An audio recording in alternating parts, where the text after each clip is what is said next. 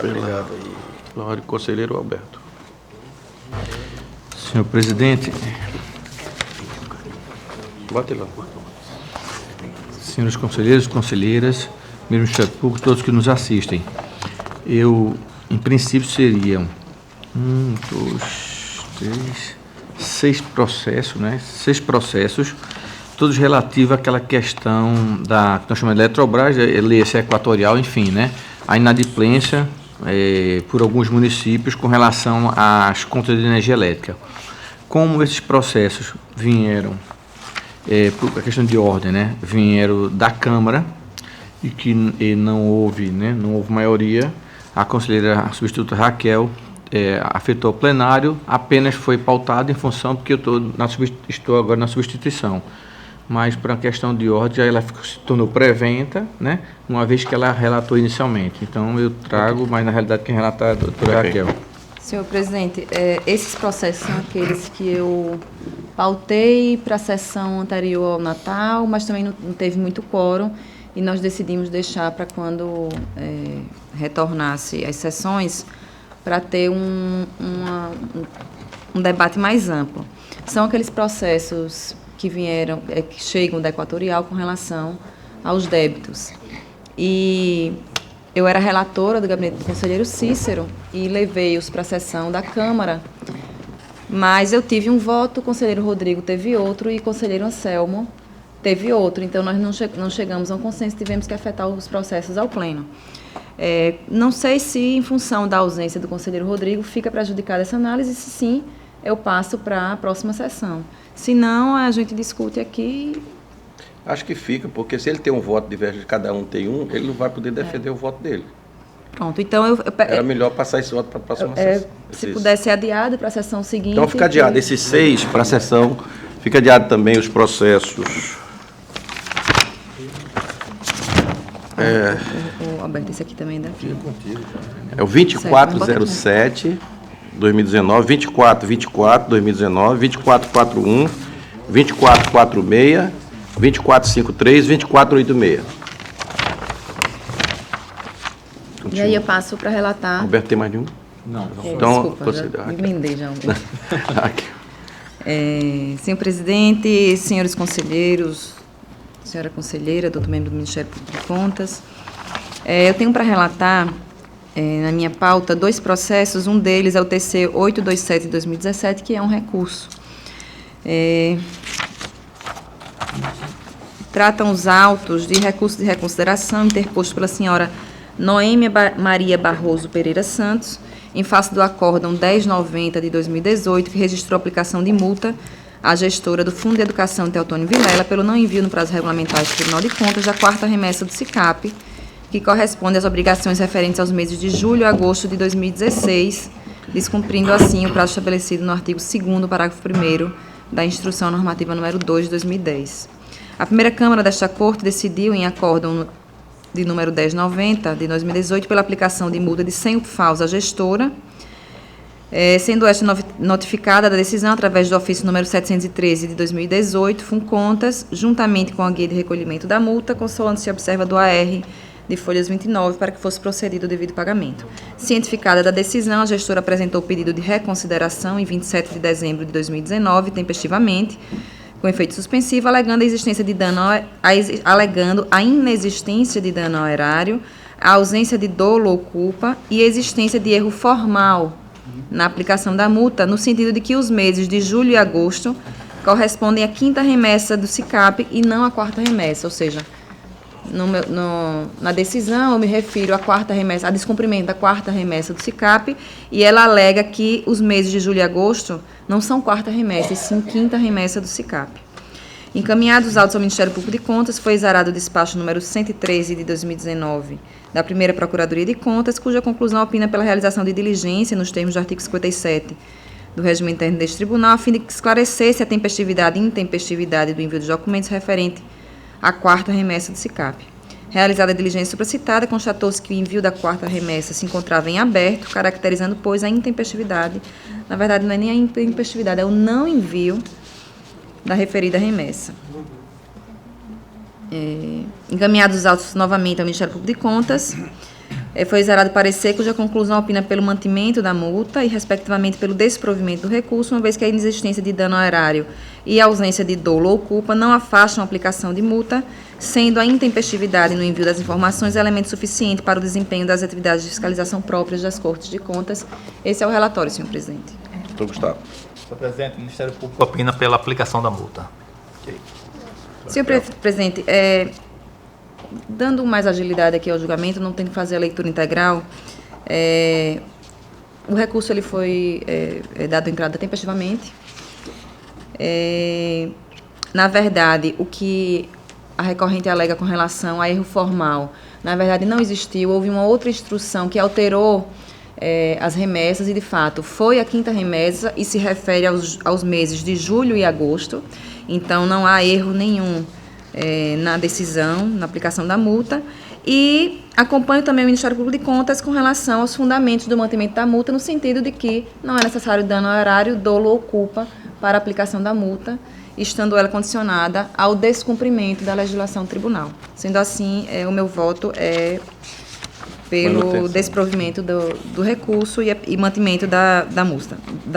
Em discussão, o processo relatado pela conselheira Raquel. Em votação, conselheira Rosa. A relatora, presidente. Conselheiro Anselmo. Com relator, senhor presidente. Conselheiro Fernando. Relatora, senhor presidente. Conselheiro Alberto. Também com relatora, senhor presidente. Aprovado. Tenho também, senhor presidente, o processo TC 7363 de 2017, que se trata de uma consulta formulada pelos vereadores da Câmara Municipal de São José da Tapera, no ato representado pelo vereador Felipe Samuel Cardoso Barros, objetivando a obtenção de posicionamento desta Corte de Contas sobre a possibilidade de incluir na base de cálculo do 12º do Poder Legislativo valores percebidos em razão da repatriação de bens e direitos mantidos no exterior, face às disposições contidas na Lei 13.254 de 2016. Os consulentes submetem à apreciação deste tribunal a seguinte indagação, transcrita na forma em que foi formulada. Abro aspas. Solicito do Egrégio Tribunal de Contas do Estado de Alagoas parecer oficial quanto à medida da CNM, bem como para dirimir eventuais dúvidas quanto à inclusão ou não dos valores recebidos pelos municípios a título de repatriação no cálculo para a formação do 12º do Poder Legislativo, considerando o fato de os recursos de repatriação serem oriundos do imposto de renda, que PE, recurso de formação do FPM, acho que aqui são base de cálculo, recurso de formação do FPM, segundo a regra erigida pelo artigo 29A da Constituição Federal. Através do parecer número 32 de 2017, o conselheiro substituto apresentou opinativo nos seguintes termos. Deixa eu só verificar quem foi que deu esse parecer. A nota técnica número 32 de 2016 da CNM está de acordo com as normas contábeis NBC 16.2 e NBC 16.5, bem como com a Constituição Federal de 1988. 2. O aumento da receita através dos valores recebidos da repatriação não implica obrigatoriamente o aumento do 12º. O direito da Câmara dos Vereadores ao 12º é o constante na Lei Orçamentária Anual. 3. Eventual acréscimo no 12º da Câmara, fundado nos recursos da Lei 13.254 de 2016 e na medida provisória número 753 de 2016, só poderão repercutir em 2018 em razão dos recursos só ingressarem efetivamente nos cofres municipais até 28/5 de 2017, de acordo com a inteligência do artigo 29A da Constituição Federal, via créditos adicionais aprovados pelo Legislativo Municipal. 4. Que os recursos de repatriação foram compartilhados com os municípios por expressa previsão legal a título de transferência do FPM, rubrica que nos termos do caput do artigo 29A da Constituição Federal compõe a base de cálculo que estabelece o valor máximo do repasse dos legislativos municipais.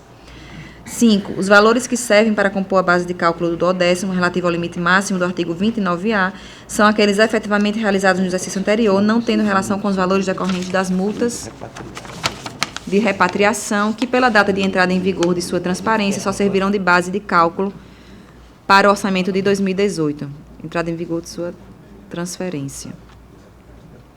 6. Em relação à vigência de prazo do artigo 8º, parágrafo 3º da medida provisória número 753 de 2016, esta foi encerrada, conforme ato declaratório do presidente da Mesa do Congresso Nacional número 30 de 2017, informando que só valeriam os recursos que forem repatriados até 28/5/2017, ou seja, após esta data, os municípios não fazem jus a esses recursos. O Ministério Público de Contas se pronunciou através do parecer número 2119 de 2019, opinando pela admissibilidade da consulta e propondo a resposta nos seguintes termos. 1. As receitas da repatriação integram a base de cálculo do limite de despesas do Poder Legislativo do ano subsequente à arrecadação. 2. A nota técnica CNM número 32 de 2016 está em conformidade com a Constituição Federal. 3. Consequentemente, os acréscimos da Receita Municipal com fundamento nos recursos provenientes da repatriação de valores podem ser usados para a majoração das despesas do Legislativo, desde que haja previsão na lei orçamentária ou em créditos adicionais, em especial os provenientes do excesso de arrecadação, e somente devem ocorrer quando não implicarem violação aos limites percentuais de despesas impostos pela Constituição, calculados sempre em relação ao exercício antecedente. Esse é o relatório, senhor presidente. Doutor Gustavo. Senhor presidente, o Ministério Público reitera o parecer exarado nos autos. O curioso desse processo é que a verba entra no ano, serve de limite para o outro, pode ser gasto no mesmo ano, desde que observe o ano anterior, o limite, né? Observar também os créditos adicionais e foi mais ou menos isso que a gente disse. Eu até tantos por cento, que é mais que E outra coisa, uma coisa é o limite, outra coisa é o valor do 10º, a lei orçamentária deve estar dentro do limite, né? Isso. E tem chegado muitas consultas lá no Ministério Público sobre isso. Qual o limite? O limite é o 29A. E a lei orçamentária deve necessariamente, né, estar dentro do limite. Com Não base pode o nos limite ser 1 gastos da milhão Câmara, né? e a lei orçamentária prevê 1.200.000. Não pode, porque a lei orçamentária estaria fugindo do limite. Mas, enfim, o Ministério Público reitera o parecer que já foi lido até a conclusão pela conselheira Raquel. Senhor presidente, mais uma vez aqui no intuito de dar celeridade ao julgamento, eu faço constar que a consulta ela tem os requisitos para admissibilidade por esta Corte de Contas. No entanto, com relação ao início da consulta, que ele pede um parecer oficial do Tribunal de Contas a respeito, eu deixo de analisar por ausência de competência do tribunal. Para tanto, né, carece legitimidade para velar pela constitucionalidade dos atos do poder público em abstrato.